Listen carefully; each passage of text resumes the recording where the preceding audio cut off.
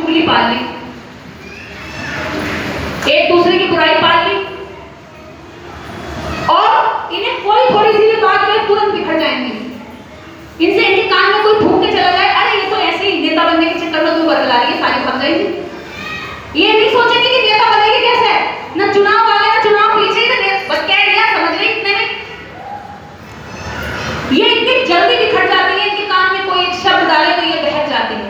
बाबा उनसे कह दे, तांत्रिक उनसे कह दे कि तेरे पक्का हुआ तेरे इसलिए घोटों में दर्द होता है, तेरे घर से इसलिए दुख न निकला, गर्मी हो रही है सबको पसीना आ रहा है, लेकिन बाबा पसीना बढ़ाता है। अरे गर्मी में पसीना ही आएगा और क्या बर्फ जमेगी तुम्हारे ऊपर। इनकी ऐसी समस्या भी कुछ नहीं है। बहू कहना ना मानती, लड़का मेरे काबू में नहीं चलता, मेरे लड़के को बहू ने करा रखा, और तो और मेरा आदमी नहीं सुनता, पूरी जिंदगी निकल गई उन्होंने मुझे सुख नहीं दिया। इनकी समस्याएं नहीं, अगर पढ़ोगे समझोगे तो पता चलेगा कोई समस्या नहीं है, समस्या भी बहुत बड़ी है। और जाएंगी और बाबा कहेगा लाली दुख ठीक हो जाएगा, तू 4 काम कर दिए और वो कर देंगे।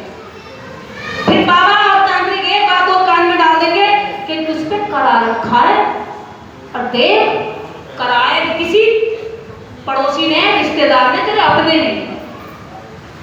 कितनी खतरनाक लाइन है, कितनी खतरनाक। किसी अपने नहीं कराया। अब आप किसी अपने से जो आपके दुख सुख में खड़ा हो सकता है उसके दुश्मन बन के खड़े हो जाएंगे। यहां रखेंगे इस आपको के सारा ये ही है जिसने मेरा करा रखा, तेरे कीड़े पड़ेंगे। अब उसे तो पता नहीं बेचारे को कि उसने करा रखा है, लेकिन जिसको बाबा और तांत्रिक ने बता दिया वो जरूर दिल में आग लेकर घूम रही है, यही है वो, यही है वो, इसी ने बताया,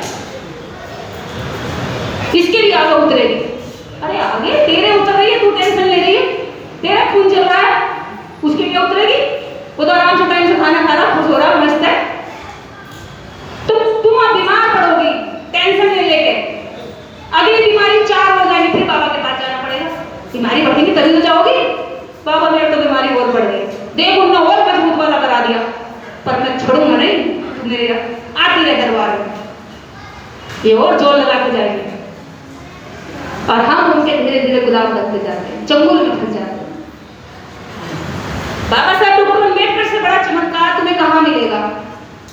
इन अंगों पर, इन शरीर पर जो आज सुंदर सुंदर वस्त्र नजर आ रहे हैं, इस सुंदर सुंदर खूबसूरत अंग हमारे जो दिख रहे हैं, ये कभी एकदम सुस्त, निराश, रोते हुए, उदास और इन अंगों पर चिथड़े होते थे। इन चिथड़ों को हटा करके सुंदर सुंदर वस्त्र पहना दिए। इससे बड़ा चमत्कार तुम्हें कौन सा बाबा कर सकता है? तुम्हें पैसे रखने की इजाजत ना थी, तुम्हारे कपड़ों में जेब लगाने की इजाजत ना थी, और तुम चौड़े चौड़े पर्स लेकर घूम रही हो। इससे बड़ा चमत्कार तुम्हें और कौन सा बाबा कर सकता है? कौन कर सकता है? तुम्हें इजाजत ना थी झिड़कियों से भी झांकने की, तुम्हें इजाजत ना ही पति का हाथ छूकर पकड़ के चलने की दी, आज तुम अपने पति का हाथ पकड़ के घर से सड़कों पे चलती हो। आज तुम सड़कों पे खुले चौड़े होके चलती हो। आज तुम ऐसी सभाओं में आकर के अपनी कुर्सी लेकर आगे बैठती हो। इससे ज्यादा चमत्कार तुम्हें और क्या चाहिए भाई? एक आदमी जितनी चाहे इतनी बीवियां रख सकता था जितनी उसकी ताकत थी। आज एक आदमी एक ही औरत रखता है, दूसरी की तरफ नजर उठा कर देखता तो औरत तुरंत कहती है चल को बता क्यों तुझे। अगली शाम को खाने जाके बैठी मिलेगी, वो हाथ पैर छोड़ के लाएगा बना के। तुम्हारे पैर पकड़ता था वो कभी? वो कहता था पैर की जूती है, पैर ही पहन के निकाल के फेंक दूंगा, होश में रह, तमीज से घर में रह ले, बाल बच्चे तुझे सबको दुख हो रहा है। ये थे तुम्हारे लिए लाए वो, और आज क्या कहता अरे मैं तुम्हारे हाथ जोड़ता हूँ, घर चलो मैं किसी को ना देखूं। बदल दिया? बदला कि नहीं बदला? इससे ज्यादा परिवर्तन तुम्हें कौन सा बाबा दे सकता है? पहले बच्चियों के साथ, महिलाओं के साथ रेप हो जाता था, देवदासी के नाम पर मंदिरों में लाखों लाखों रखी जाती थी, छोटी छोटी बच्चियों के कोमान में खून किया जाता था। आज कोई पुजारी हो, चाहे मंदिर का पुजारी हो, चाहे जज क्यों ना हो, चाहे वकील क्यों ना हो, चाहे कितना भी बड़ा आदमी नेता क्यों ना हो, बाबा क्यों ना हो, अगर किसी महिला के ऊपर नजर उठाकर देख लियो और महिला जाकर के थाने में खड़ी हो जाए तो उसको भी कोर्ट में जाकर के पेशी देनी पड़ेगी और जवाब देना पड़ेगा, और अगर साबित हो जाता तो सजाएं काटनी पड़ी। जहां तुम्हें कहीं कदर ना थी, कुत्ते बिल्ली भेड़ बकरियों की तरह औरतों को रखा जाता था, तुम्हारी हड्डियों में तुम्हारी शरीरों में दर्द होता था तो इस दर्द की कभी गोली दवाई नहीं आती थी। आज तुम्हारे जरा जरा से नखरे पे तुम्हारा पति उठाकर डॉक्टर के भाग जाता है। ये किसने परिवर्तन किया? जानती हो ना? तो फिर कौन सा बाबा और तुम्हें चाहिए? इससे बड़ा बाबा तुम्हें और कौन सा चाहिए? मुझे समझ नहीं आता। हाँ? जो आदमी तुम्हारी जिम्मेदारी उठाने को तैयार नहीं होता था, आज तुम्हारे नखरे उठाता है, तुम्हारे पतियों को बदल दिया। और तुम्हारे पतियों की कोई इज्जत ना हुआ करती थी, आज तुम्हारे पति स्कूलों में स्कॉलरशिप बाबा साहब ने दी, पढ़ा लिखा कर आज उन्हें नौकरियों पर बिठाया, चाहे प्राइवेट है चाहे गवर्नमेंट में है। आज वो बाबूजी कहलाए जाते हैं। तो वो तुम्हारे पति बाबूजी कहलाए जाते हैं किसकी बदौलत? हाँ? और आदमी डॉक्टर है तो औरत डॉक्टर भी बन जाती है, आदमी मास्टर है तो औरत मास्टर भी बन जाती है, मास्टर भी जा रही है, डिग्री लेना चाहे, अरे वकील भी जा रही है, चाहे एक भी धारा ना दी हो, पति वकील है इसलिए वकील भी जा रही है, अरे भाई कलेक्टर भी जा रही है, कलेक्टर नहीं, पढ़ाई एक ना करी हो कलेक्टर नहीं बन गई। तो मैं बिना कुछ करे जो ओहदे मिले हैं किसकी बदौलत मिले बताओ ना? फिर भी तुम्हें एक बड़ा बाबा चाहिए, वो बलात्कार वाला बाबा चाहिए जो ले जाता है सुरंग में अंदर और छोड़ता है तो मुकाला करके। वो वाला बाबा चाहिए तुम्हें? लाली कहां कहां करके दबाते दबाते कहीं और ही पहुंच जाता है। कोई हथौड़े से इलाज कर रहा तो कोई हाथ से इलाज कर रहा तो कोई मुंह से इलाज कर रहा, और सारे इलाज करवा रही औरतें मजेदार। कितनी बेशर्मी है। कोई दूसरा अगर ऐसे भी हाथ लगा दे तो चढ़ना ही चप्पल लेकर बाबा से कहीं भी छुआ लेती है। बाबा छू ले कहीं भी, तुझे तो पूरा वो मिला हुआ है लाइसेंस। पति से सीधे वो बात नहीं करेंगे, बाबा के जाके एकदम खुश हो जाएंगे, तुम ही हो सब कुछ बाबा। पति थक के आ रहा, कमा के ला रहा, पैसा दे रहा, फिर भी कन्हू आ गया कुंती ने। लेकिन बाबा के झाड़ू लगा के बड़ा स्वभाव मिलता, सेवा करके आ रही हूँ मैं, जल चढ़ा के आ रही हूँ, बाल धो के तैयार होके सुबह जा रही हूँ। जो फल दूध मेवा अपने बच्चों को खिलाने अपने पति को देने चाहिए वो जाकर मंदिर में चढ़ा रही हो। पुजारी का पेट निकला बड़ा खा खा के, आदमी नहीं के सूखे पड़े। पुजारी की बीवी ना दे रही भले उसे, तुम्हारे दिए हुए वो अपनी बीवी के लिए ले जाता है और उसकी बीवी सुबह शाम अच्छा खाना खाती है, तुम्हारा चढ़ाया हुआ। उसकी बीवी के गाल पर चमक होती है, इसका बच्चा गोरा पैदा होता है, और तुम्हारे बच्चे कमजोर कुपोषित, वजन में कम, तुम्हारी महिलाएं 2-3 बच्चों में झुक जाती हैं, कमर टूट जाती है उनकी। बीमारियां तुम्हारी डॉक्टर ठीक करेंगे, बाबा ठीक नहीं करेंगे। उसके लिए अस्पताल मांगो सरकार से। कह रहे हो सरकार निकम्मी, तुझे वोट देते इसलिए कि तू हमें फ्री अस्पताल दे, दवाइयां दे, लेकिन तुम सरकार को तो मांगते ना हो, वो तुम्हें 1-2-4 बाबा दे दे, बाबा के पीछे लगा दे, तुम चले जाते हो। बहुत ही जनता बेचारी अज्ञानी जनता, बुखार आएगा तो तुम्हें पैरासीटामोल खानी चाहिए। इतनी छोटी छोटी बातें उनकी बीवियां उनके बच्चे जानते हैं, हमारी औरतें नहीं जानती। जरा से बुखार में तुरंत डॉक्टर के बैठ जाएंगी जाके, ले 500 का पर्चा और ले 1000 की दवाई। आदमी की 8 दिन की कमाई लगा देती है 5 मिनट के अंदर। बच्चे तुम्हारे डॉक्टर नहीं बन रहे, बच्चे तुम्हारे इंजीनियर नहीं बन रहे, बच्चे तुम्हारे अस्पताल नहीं खोल रहे, अस्पताल सब उनके, दवाइयों की फार्म है उनकी। इस देश के अंदर जितने बड़े, इसमें मैं नोएडा में इतने बड़े बिल्डर है, बड़े बड़े कॉम्प्लेक्स बने हुए हैं, इसमें तुम्हारे लड़का बेटा इसके मालिक नहीं है। कहाँ है फिर ये तुम्हारे बेटा बेटी? बताओ ना। कावड़ ले गए, सही है। ये आप देख रहे हैं बड़े बड़े कॉम्प्लेक्स बने हुए हैं, दूर दूर तक बड़ी जमीनों पर कंपनियां खुली हुई हैं, फैक्ट्रियां लगी हुई हैं। इन फैक्ट्रियों में सवर्ण क्लास की महिलाएं भी पार्टनरशिप में हैं, महिलाएं कंपनियां चला रही हैं उनकी, बड़े बड़े एक्सपोर्ट के काम कर रही हैं, बिजनेस कर रही हैं, नौकरियां कर रही हैं। हमारी औरतें क्या कर रही हैं?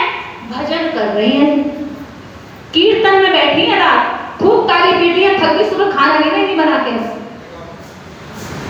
क्या करे ये बेचारे पति, क्या करेंगे? आदमी कहाँ जाए? आदमी तो जाने बाबा अभी आएगा, उधर ही आएंगे अभी। कावड़ लेना आदमी गए सब। अब मैं बता दूं औरतों की, देखो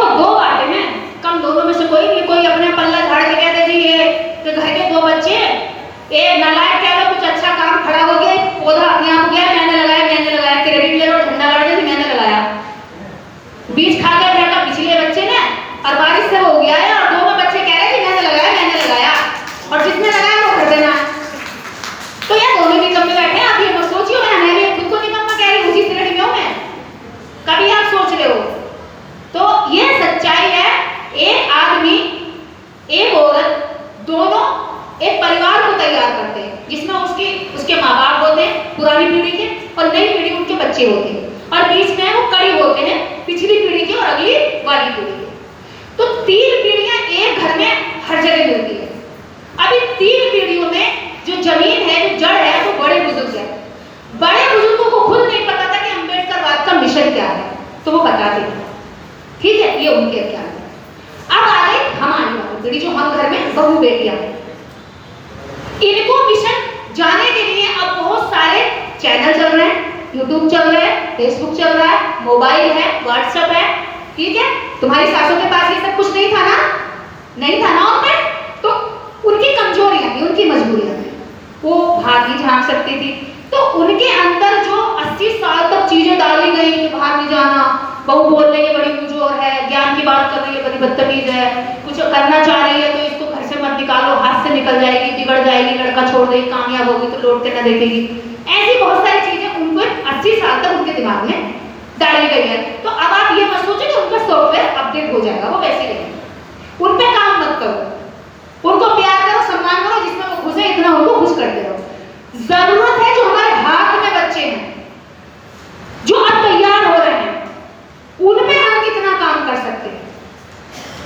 हम बीच की कड़ी है ना, पिछली वाली को हम सुधार नहीं सकते, वो हमारे बड़े, उनको डांट भी नहीं सकते, अपने बच्चों को थप्पड़ मार सकते हैं, डांट सकते हैं, रोएगा गले लगा सकते हैं। हम बड़े बुजुर्ग के साथ कुछ भावनात्मक ऐसी चीजें नहीं कर सकते क्योंकि वो अपमान में चली जाती है, पर अपने बच्चों को तो डांट सकते हैं। तो हमें अपने बच्चों को संभालना है और इसमें तुम्हारा साथ तुम्हारे पति भी देंगे अगर तुम इससे बाहर निकलती हो। तो मैंने देखा है कि महिलाओं को सम्मान की लड़ाई के लिए जब इन्हें लेके चलते हैं तो ये बहुत तेजी से आगे आती है। महिला अपना सब कुछ लुटे देख सकती है, लेकिन जब उसके स्वाभिमान पर चोट पड़ती है तो कहीं ना कहीं वो खिन्न हो जाती है। और इस समाज की महिलाओं का सबसे ज्यादा शोषण हुआ है मानसिक, चारित्रिक और शारीरिक। चरित्र का ये कि इस समाज की महिला का जो चरित्र है बहुत जल्दी हनन हो जाता है। आप देखेंगे अगली जाति की महिलाओं का चरित्र कभी खराब नहीं होता, वो चाहे राजनीति में कहीं भी पहुंच जा, वो समाज सेवा में कहीं भी पहुंच जा, वो नौकरी में कहीं भी पहुंच जा, वो बिजनेस में कहीं भी पहुंच जा, 50 लोगों के साथ घूम के जाएगी, लेकिन उसका चरित्र कभी भी खराब नहीं होता। हमारे समाज की महिला का चरित्र से छूने पर खराब हो जाता है, बहुत हल्का होता है, बड़ा कमजोर होता है, एकदम खराब हो जाता है। कत्तई रेते के ढेर की समाने से उंगली मारो खिसक जाता पूरा, इतना कच्चा चरित्र होता है हमारे समाज की महिला। पता क्यों? क्योंकि हमारे दिमाग में बैठा हुआ है। मैं पिछले 14 साल से घूम रही हूँ, मेरा चरित्र किसी के बाप में, बेटे में, किसी में दम ना निकले मेरा चरित्र का हनन कर दे, क्योंकि मैं अपने आप में ठीक हूँ और मैं सही रास्ते पर हूँ। रात दिन करो नहीं फर्क पड़ता मुझे, मायावती को नहीं पड़ा, सावित्रीबाई फुले को नहीं पड़ा, ज्योतिबा फुले अपनी पत्नी को रात दिन घुमाते दरबार समाज में, उन पर फर्क नहीं पड़ा। मीना बहन जी घूमती, इनके पति पर फर्क नहीं पड़ रहा, इन पर फर्क नहीं पड़ रहा। पीछे हमारी बहन जी बैठी है, उन पर फर्क नहीं पड़ता। पता है किस पे पड़ता है? जो विचारों से कमजोर होती है, जो सोच से कमजोर होती है, जिसकी परवरिश केवल चरित्र के इर्द गिर्द करी गई हो, एक गोले के अंदर करी गई हो। बेटी चरित्र खराब हो जाएगा, बेटी लोग ऐसे कहेंगे। जीवन मेरा है, मैं महान काम करने के लिए निकलूं तो मैं किसी से ना रोकूं। एक चीज और साथ में सुन लो, महिलाओं को जो अधिकार मिले, महिलाओं ने जब सीखा, तो आप युगों का बदला अपने ही एक अकेले आदमी से मत उतारो। कभी आप सोचो कि ये वो आदमी जिसने सदियों तक औरतों को सताया, अरे बेचारा वो तुम्हारे साथ सपोर्ट कर रहा है, उससे बदला मत लो। युगों का बदला उससे मत ले, उसने ना करा है, वो तो इतना ही दोषी है जितना तुम्हारे साथ अब कर रहा है, उससे युगों का बदला मत निकालो। हजारों औरतों के साथ जो शोषण हुआ, हजारों युगों से हुआ, वो उस आदमी से मत, पहली बात। और घर से अगर इजाजत बाहर निकलने के लिए मिले तो इसका गलत इस्तेमाल मत करो। औरतों को बाहर निकलने के लिए समाज परिवार हमारा इसीलिए डरता है। मेन बात यही है, मैंने चरित्र पर बात करी ना, औरतें सोचती है अरे मेरे को क्या कर लेगा ये, चला 4 बातें मैं जानती, मुझे सिखाएगा तू। ऐसे अगर सीख गए तो ये विभाग मत करो, तुम में सीखने के बाद लचीलापन आना चाहिए। बाहर जाकर उस समय का इतना महत्वपूर्ण इस्तेमाल करो कि दुनिया तुम्हें, तुम्हारे घर वालों को आगे बताए कि तुम्हारी बेटी से आज मिले थे, बड़ा गर्व महसूस हुआ। भाई साहब तुम्हारी पत्नी को सुना था, बड़ा गर्व महसूस हुआ। दुनिया वाले तुम्हारे घर वालों को आके बताए कि हम तुम्हारी बेटी से मिलना चाहते हैं, तुम्हारी बहू से मिलना चाहते हैं, तुम्हारी पोती से मिलना चाहते हैं, तुम्हारी दीदी से मिलना चाहते हैं।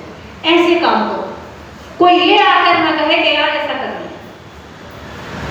महान काम करो, फ्रीडम का गलत इस्तेमाल मत करो, ये समाज तुम्हें कभी नहीं रोक सकता। इसके बाद मैं आती पुरुषों पर। पुरुषों ने जितना अम्बेडकरवाद चलाया, ये अम्बेडकरवाद मंचों तक सिमट कर रह गया, क्योंकि सुनने वाले पुरुष, सुनाने वाले पुरुष, आयोजन करने वाले पुरुष, स्पीकर पुरुष, जो भी थे चारों तरफ पुरुष ही पुरुष थे। पुरुषों को अब लगने लगा कि महिलाओं के बिना मूवमेंट अधूरा है। आप इस बात को नहीं समझे, लेकिन मनुवाद, ब्राह्मणवाद इस बात को समझता है कि महिलाओं के बिना ब्राह्मणवाद, पाखंडवाद कतई चल नहीं सकता। इसलिए उन्होंने महिलाओं को पहले लिया और पुरुषों को छोड़ दिया। उन्हें पता है पुरुष सारा दिन कमाएगा, थकेगा, जाएगा घर में, बच्चा इसका घर में, बीवी इसकी घर में, तो इस पे कोशिश कम करो इन औरतों को पकड़ लो। और देखिए आगे का आगू में अभी यहाँ जितनी बैठी हूँ उनमें से ज्यादातर सुबह उठ के कहीं ना कहीं पूजा करती हूँ। सुबह ना करती हूँ तो हफ्ते में 2-4 बार कर लेती हूँ मन को शांति करने के लिए, क्योंकि ये शांत नहीं होता ना, बड़ा अशांत मन है, करनी पड़ती है, क्या करें, अशांति इतनी है दिल में कि किसी अपने नहीं करवा रखा तो करनी तो पड़ेगी, उतारने के लिए, सही होने के लिए। तो इन महिलाओं को उन्होंने काबू में कर लिया और ऐसा काबू में कराया कि आज उन गलत फाड़ फाड़ के चिल्ला दे, मान जाओ दे रही हो, मान जाओ दे रही हो, क्या चल बकवास करती है, पता नहीं कब करने में चुप होगी। यही है सच्चाई। हम जिनको जगाते हैं वो नहीं जानते, हम जिनके खिलाफ जगाते हैं वो जान जाते हैं। वो कहते तू कहीं मिल जा, तेरा तो इलाज हम कर देंगे। ये बड़ा दुर्भाग्य है। हम जिनको जगाते हैं वो नहीं जानते, लेकिन जिनके खिलाफ हम जगाते हैं वो जान करके हमारा इलाज करने का तरीका बताते हैं। जिनके लिए हम रात दिन चिल्ला रहे हैं, बोल रहे हैं, जिनको उड़ा रहे हैं, उनकी मजाल नहीं कि हमारा शोषण कर लें, हम चिपके भी शोषण के भी उनके साथ। कोई बाबा तुम्हारे घर में आके दर्द नहीं कर सका, लेकिन रेप वही हुए उनके पंडालों में। कोई मंदिर का पुजारी तुम्हारे घर आकर के तुम्हें बताता नहीं है कि मुझे आकर के आज ये वाले फल चढ़ाओ, तुम खुद जाते हो। कोई कांवड़ की यात्रा के लिए बताने नहीं आया, लेकिन खुद गए हो। आज कांवड़ यात्रा की भीड़ में देख लो, अनपढ़, एकदम कम पढ़े लिखे, शराब पीने वाले, नशा करने वाले, ऐसे जो घर में बेकार पड़े काम नहीं करते, जो गरीब मोहल्ले में फुकरों की तरह कान छिटाकर घूमते हैं, बाल बना लेंगे हनी सिंह जैसे और मुंह में गुटखा चबा रहे होंगे, थूक रहे होंगे, इधर उधर दीवारें गंदी कर रहे होंगे, वो सारे आज कांवड़ हो रहे हैं। किसी डॉक्टर का बेटा नहीं मिलेगा, इंजीनियर का बेटा बेटी नहीं मिलेगा, किसी आईएएस का बेटा बेटी नहीं मिलेगा, किसी नेता का बेटा नहीं मिलेगा। और सबसे बड़ी बात, जो टीवी चैनल वाले बड़ा जोर शोर से बताते थे कि कितना धर्म का इनको कितना विश्वास है, कितनी श्रद्धा, देखो तो जरा ये कितने बड़े धार्मिक है, देखो कैसे इनके पैरों में छाले पड़ गए, लेकिन फिर भी चल रहा है। उस टीवी एंकर का भी बेटा बेटी नहीं मिलेगा। अरे तेरा बेटा कहाँ, तुमको वहां बता रहे हैं धार्मिक का, तेरा बेटा कहाँ है, पूछो इसे टीवी वालों से। तेरा बेटा बेटी विदेश पढ़ रहा है और हमारा समाज वो मूर्खता कर रहा, तो तुम्हें झाड़ पे चढ़ा रहा कि और करता रहे, तो तुम्हें झाड़ पे चढ़ा के तुम्हारा सुनता जा रहा है सब कुछ। इसको तुम्हें समझना होगा, जानना होगा और अपने लोगों के प्रति वफादार, ईमानदार और दिल से मैत्री, करुणा का भाव रखना होगा। तुम्हें अगर किसी बाबा की याद आए तो अपने घर के बुजुर्ग के पैर छू दो। तुम्हें किसी बाबा में बहुत बड़ा एकदम हैंडसम बढ़िया वाला आदमी दिखाई दे रहा हो तो अपने पति को 2-4 बार उसकी शेविंग करा लो, उसे सुंदर बना लो, उसको थोड़ा अच्छा चमका लो, उसको दूध दो रोज शाम को, तो खाएगा पिएगा, अच्छा हो जाएगा, तंदुरुस्त होगा। करवा चौथ करने से उसकी उम्र न बढ़ेगी, उसकी सेहत पे ध्यान दो, सुबह उठ के एक्सरसाइज कराओ, खाना अच्छा दो, बाहर के खाने से बचाओ, गुटखा खैनी दारू पी रहा तो उससे रोको, क्योंकि अंदर का अगर फेफड़े और लीवर सड़ गए तो कोई भी करवा चौथ कर लो उसकी उम्र नहीं बढ़ेगी, क्योंकि अंदर से वो खराब है, वो उसका टाइम आने का वो जल्दी ही टाइम से पहले ही वो निकल लेगा। तो इसलिए इधर उधर का टाइम खराब करने की बजाय उसकी सेहत पे ध्यान दो, क्योंकि उसको लंबा बचाओगे तो आप उसके साथ अच्छे से लंबे समय तक चल पाओगे। तो ये आपकी जिम्मेदारी है। इसके बाद मैं सबसे महत्वपूर्ण बात ये करूंगी कि आज हमारे समाज में हम जाति को लेकर इतने बंध गए, हम ब्राह्मणवाद को कहते हैं कि तुम जातिवादी, लेकिन हम भी जातिवादी। हम अपनी लड़की बेटी की शादी करते हैं तो हम जाटर में तो जाटों में लड़का ढूंढते हैं, लड़की भी जाटर में ढूंढते हैं। जब हम एससी हैं तो एससी में और भी 36 जातियां हैं, हम उनमें क्यों नहीं कर सकते? और हम जब अपनी ही जाति में ढूंढते तो दहेज ज्यादा देना पड़ता है क्योंकि लड़के कम मिलते हैं। ऐसा होता है। तो हमें पहले जातियों से ऊपर आना होगा। हमें आपस में बहुजन समाज की जो अन्य जातियां उनमें शादियां करनी होंगी। रोटी बेटी का रिश्ता अगर हम शुरुआत नहीं करेंगे तो आप कैसे मान लो जिसने जाति बनाई वो जाति खत्म करेगा? और दिमाग में एक बात याद रख लो, जाति मात्र हमारे दिमाग में है। मुझे नहीं लगता कि जाति कहीं है। हर व्यक्ति का खून एक जगह इकट्ठा करो, कुछ पता नहीं चल पाएगा कि इसकी कौन सी जाति है। हड्डियों का आप हजारों वर्ष के जो अवशेष हड्डियों के मिले हैं उसका ये जरूर पता चल जाएगा कि ये कंकाल मानव का है, ठीक है। लेकिन उसमें चमार की, वाल्मीकि, इसकी उसकी जाति पता नहीं चलेगी। डीएनए में भी जाति पता नहीं चलती। हाँ, डीएनए में ये पता चल सकता है कि कौन से मूल के लोग। वो एक बहुत बड़ा सर्किल है जिसका पता चल जाता है। हमारी जाति अगर कुछ है तो हम इस देश के अंदर शोषित जाति है, पीड़ित जाति है, जो धर्म के नाम पे भी सताए गए, जाति के नाम पे भी सताए गए। आज कानूनी तौर पर भी हम सताए जा रहे हैं। जब हमारे साथ अत्याचार होता तो थाने में हमारी बात नहीं सुनी जाती, न्यायालय में हमारे जज नहीं है, क्योंकि हमारे बालक तो सड़कों पे कांवड़ ढो रहे हैं, जज कैसे बनेंगे?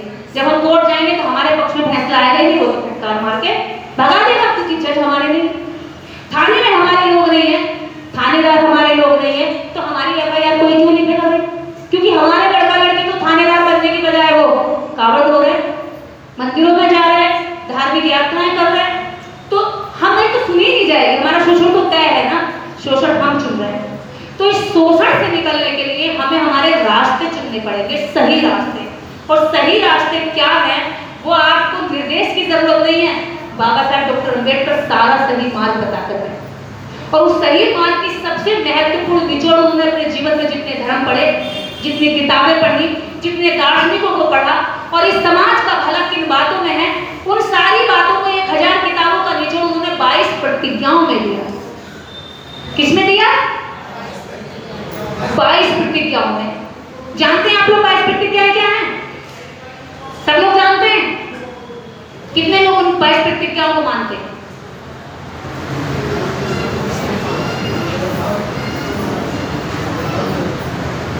दस 12 हाथ उठे बस।